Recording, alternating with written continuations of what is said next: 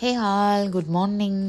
Monday நான் போக்ஷிக்கு என்ன lunch back பண்ணேன் அப்படிங்கிறத வாங்க வீடியோக்குள்ளே பார்க்கலாம். பயங்கர பனியாக இருக்குது இங்கெல்லாம். காலையில் எந்திரிக்கவே கஷ்டமாக இருக்குது. எந்திரிச்சாச்சு.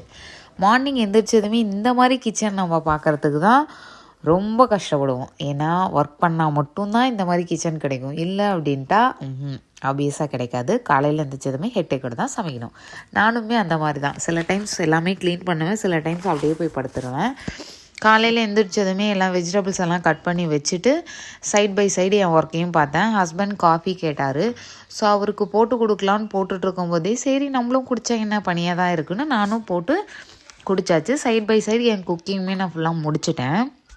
நான் இன்றைக்கி போக்ஷிக்கு என்ன லஞ்ச் பேக் பண்ணேன்னா பீட்ரூட் சாதம், பீர்க்கங்காய் பொரியல், அப்புறம் இது கருணைக்கிழங்கு ஃப்ரை பண்ணியிருந்தேன். இந்த மாதிரி ட்ரை பண்ணுங்கள், சூப்பராக இருக்கும். ஸ்நாக்ஸுக்கு கார்னும் ட்ரை ஃப்ரூட்ஸும் வச்சுருந்தேன். அவ்வளோதான். நாங்கள் லஞ்ச் பேக் பண்ணிவிட்டு கிளம்பியாச்சு. நெக்ஸ்ட் வீடியோவில் உங்களை மீட் பண்ணுறேன். பாய்.